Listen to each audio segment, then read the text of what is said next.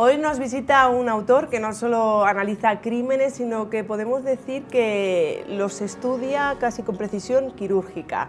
Es psicólogo, es profesor de universidad e incluso podemos decir que es un referente del género negro en España. Nos presenta su última novela, que se llama La verdad es un vaso vacío. Es una novela intensa, oscura y profundamente humana, pero para ello mejor que nos lo cuente el propio autor. José Ramón, bienvenido. Muchas gracias. Parece que en verano es una época de leer y con La verdad es un vaso vacío creo que no nos vamos a aburrir, igual no soltamos el libro. Ojalá. La gente lo está comprando, lo está leyendo y comentan esto precisamente, que es una lectura que se puede llevar muy bien, muy fácil, muy rápida, con ritmo e intensa, con lo cual, bueno, pues sí puede ser una buena recomendación para verano. Bueno, yo creo que desde casa, igual que a mí, el título La verdad es un vaso vacío nos ha chirriado, despertado. ¿Qué te encendió esa chispa de empezar a escribir esta novela y háblanos de ese título? La chispa que encendió un poco todo el proceso de escritura, probablemente sean más, ¿no? Pero yo trabajo en el centro de Ciudad Real, detrás de la catedral. Entonces, durante muchísimo tiempo aparcaba en la zona del seminario del Leclerc y me bajaba andando. Y al bajar andando, bueno, para mí esa zona tiene bastante encanto, con el seminario, los antiguos hospitales, el foco real o lo que queda de esa superficie, de aquella historia. Me parece que tiene encanto esa zona, ¿no? O tiene un encanto de misterio, de desafío, por lo menos para escribir algo sobre ella. Y ya te digo, aparcaba ahí, bajaba hacia el trabajo y enfrente de la Puerta de Santa María hay una farmacia que también ha tenido sus curiosidades últimamente. Bueno, pues casi que era inevitable el sacar una historia, el pensar una historia oscura donde se pudiera explicar cositas de Ciudad Real a través de un atraco que se produce en esa farmacia, que es la que cruzaba yo todos los días cuando iba al trabajo. Y bueno, pues me puse a escribir algo, partía de un atraco, me salían historias muy emocionales, muy intensas, y lo que tenía claro desde el principio es que quería hablar de determinados problemas, de la violencia doméstica, de la maternidad, de las maternidades, de la demencia. Eran temas que me rondaban la cabeza, y qué mejor ocasión que, bueno, pues elegir personajes femeninos para explicar esto, que yo creo que lo pueden explicar muchísimo mejor que cualquiera. Dentro de toda esa historia, pues en un momento determinado salió el título, o surgió el título. Y bueno, pues yo soy muy de darle vueltas a determinados temas, a reflexionarlos o a filosofarlos en un momento determinado. Y para mí la verdad pues mueve el mundo, ¿no? Si hay alguien que me cuenta una mentira, yo me doy cuenta o no termino de creerme lo que me dice, me alejo de esa persona. Y en este sentido, pues me parecía importante eso, el que la verdad, sobre todo en una historia de misterio, de suspense, de desafío, en principio es un vaso vacío, ¿no? Y según te va contando las historias o tú vas descubriendo información, ese vaso se va llenando. Si te quedas solamente con una cara del vaso, o sea, con una parte del vaso, con una parte de la verdad, pues a lo mejor no está completo y no termina de estar lleno. Pero si vas completando con opiniones, con versiones, con puntos de vista de otros, pues probablemente sí que se llene. Entonces, es un poco la filosofía de la novela. La novela tiene a Ciudad Real como parte intrínseca en esta historia, por lo que nos estás contando, ¿no? Casi que es el tercer protagonista de la novela, porque, bueno, para mí o para mi formación dentro de la novela negra, creo que el lugar, la historia donde se desarrolla tiene muchísima importancia. Y bueno, pues le gustó a la editorial, le ha gustado y han apostado por ello. De hecho, la portada es la plaza del ayuntamiento, la plaza mayor. Pues es algo que a mí me interesaba. A mí siempre me ha gustado hablar de Ciudad Real. En las otras novelas he hablado más desde un punto de vista histórico y ahora quería hablar desde el presente. Desde el presente, pero también pues, recogiendo la historia de Ciudad Real de los últimos 40, 50 años, la transformación de la ciudad. Entonces mis personajes van caminando por una ciudad y van observando, van comentando cosas que han cambiado, cosas que han evolucionado, y también ese espíritu que nos ronda, por lo menos a muchos ciudadanos de esa ciudad que pudo ser, ¿no? O que quiso ser y que le cuesta serlo, ¿no? Entonces, bueno, ese espíritu ronda mucho la novela también y indudablemente es un tercer personaje. Te hacía yo una pregunta antes de comenzar que no sé si la ¿El lugar ha condicionado la historia o la historia condiciona el lugar o un poco todo? Es un poco todo, porque realmente no sé las diferencias. Yo tenía muy claro que tenía que escribir de Ciudad Real, quería escribir de Ciudad Real, y creo que Ciudad Real tiene muchas historias todavía por escribirse, incluso desde la perspectiva de la novela de suspense, de la novela de intriga. A mí me parece que el aeropuerto nuestro que tenemos ahí... Da para mucho. Me parece que hay una cantidad de historias ahí que todavía no se han contado, que se podrían contar o que se podrían novelar, por lo menos, ¿no? Y da para novelas chulas. Bueno, pues igual el resto, yo creo que sin complejos, ¿no? Ciudad Real tiene sus historias y ahí repasando, bueno, hay sucesos que se pueden novelar perfectamente. A mí me da mucho palo el novelar historias reales, o sea, quiero decir, lo que ahora se lleva, que es el true crime, explicar o analizar un crimen real y darle ahí forma o hipótesis y tal. A mí me da mucho palo ponerme a escribir ahora de, por ejemplo, el crimen este que hubo hace un montón de años en la Atalaya o otras historias que ha habido por aquí, ¿no? No sé, me parece que el que todavía esté la familia por ahí presente es despertar una serie de fantasmas que no sé si... Claro, no sé si quiero o me interesa o... No, prefiero ficcionar, y dentro de la ficción, pues Ciudad Real ofrece las mismas perspectivas que cualquier otro sitio, porque el crimen, bueno, ya lo hemos visto y se ve cada día, o sea, surge en cualquier momento y en cualquier esquina. Entonces, bueno, buscar un poco el análisis de eso, el explicarlo, porque la idea mía no es justificar los crímenes ni muchísimo menos, sino exponerlos y que cada uno saque un poquito sus conclusiones, ¿no? Y bueno, la idea era esa. Y temas actuales, lo que te comentaba antes, el tema de la violencia doméstica, me parecía muy interesante comentarlo. Desde la sutileza, yo no soy un demagogo ni alguien que quiera, no sé, ahí meterse en la cabeza de la gente, pero expongo las cosas y las expongo de una manera sutil. Me asustan o me preocupan los micromachismos, que son los que no nos damos cuenta y están muy presentes ahí.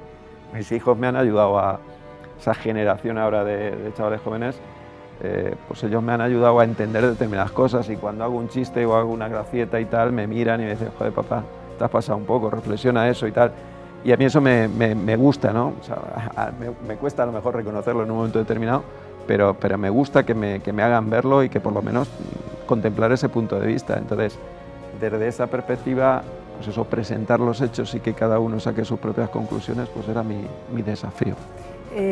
José Ramón es psicólogo y ahí en esta novela eso está muy presente, aunque nos confiesas que lo has intentado evitar, pero que sale. Quiero que nos hables de Teresa. Teresa es una de las protagonistas, tiene una vida tranquila hasta que esto se rompe de golpe. Es donde entra también este tema de la violencia machista, violencia doméstica. Cuéntanos. Sí, yo siempre he pensado y tengo bastante claro esto, que cualquiera podemos ser protagonistas de una historia negra o de una historia oscura, ¿no? Es decir, hay una frase que decía un compañero escritor de Cádiz, Benito Olmo, que él dice que cualquier persona buena mientras no le pisen lo fregado. Bueno, pues un poco lo mismo, es decir, Teresa es una mujer tranquila, pero tiene sus interrogantes. A lo largo de su vida hay una serie de interrogantes que tiene ahí en la cabeza. ¿Qué pasa? Se produce un atraco en la farmacia, y todo eso desencadena un montón de fantasmas. Ella es una muchacha que tiene una vida bastante solitaria y todos esos fantasmas se le muestran, se le vienen a la cabeza con ese hecho. Y esas interrogantes las quiere ella resolver, claro, las arrastra toda la vida. Y la única persona que puede contestarlas es su madre. Y su madre está en una residencia con demencia. Y entonces, bueno, se establece ahí una serie de comunicación con ella que no es lo que a Teresa le gustaría, pero la madre pues también tiene sus cosas que decir en esa caja de Pandora que tiene en su cabeza. Al final se establece ahí una relación muy chula. Teresa se convierte en la madre de su madre, y aprovecho para hablar también de las relaciones materno-filiales. Y bueno, pues esos secretos o esas interrogantes al final se contestan y bueno, se va llenando el vacío del vaso. Con versiones, con opiniones y con hechos que van sucediendo a lo largo del libro. Tenemos a Teresa, tenemos a Ciudad Real y tenemos a dos detectives, como buena novela de género negro, Nadia y Ginés. Sí. ¿No son unos detectives al uso?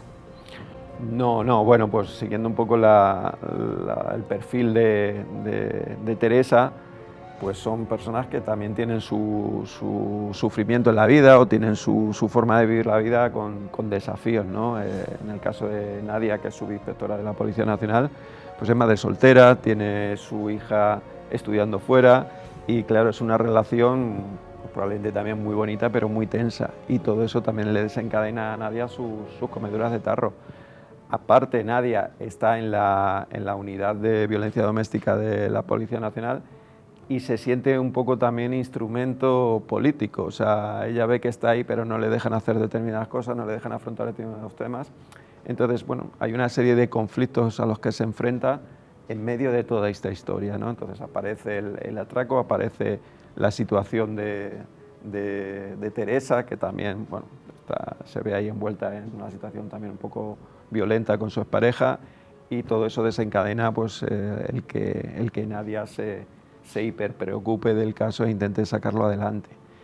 Y Ginés Romero pues, es un inspector ya mayorcito, veterano, también con sus peculiaridades en la vida, que no investiga paralelamente, no son dos investigadores que lleven el mismo caso, sino que al final el caso, las tramas, se van cruzando, un poco como los delfines en el mar. Y bueno, pues vamos averiguando cosas de uno, vamos averiguando cosas de otros y se va cruzando la información hasta llegar al desenlace final. Parece que todos los personajes, incluso Ciudad Real, tienen una parte oscura, ¿no? Quizá eso les hace más creíbles, es un tip del género negro o es la vida misma también. Sí, fundamentalmente es eso. Yo creo que mis personajes o los personajes que he elegido para esta novela son personajes muy reales, o la gente es lo que comenta ahora cuando la está leyendo, que son muy creíbles, son muy verosímiles, y incluso pues también establece un juego el lector de decir, oye, pues a mí me recuerda a no sé quién, no te habrás inspirado en no sé cuántos. Este personaje... O sea, que son personajes tipo. Claro. Sí, son personajes que podrían ser cualquiera por esto, porque la vida de uno, o sea, tu vida, Sofía, o la misma... Tiene muchas cosas en común, ¿no? Claro, y hay cosas, o en un momento determinado, pues que tienes tus interrogantes, tienes tus dudas, tienes tus desafíos, o tienes tus meteduras de pata, y todo eso lo vas arrastrando y se te va mezclando en la vida. Y bueno, pues mis personajes así. Hay una secuencia, yo creo que los he hecho muy humanos. Teresa la atracan. En el atraco, pues ella lo pasa muy mal.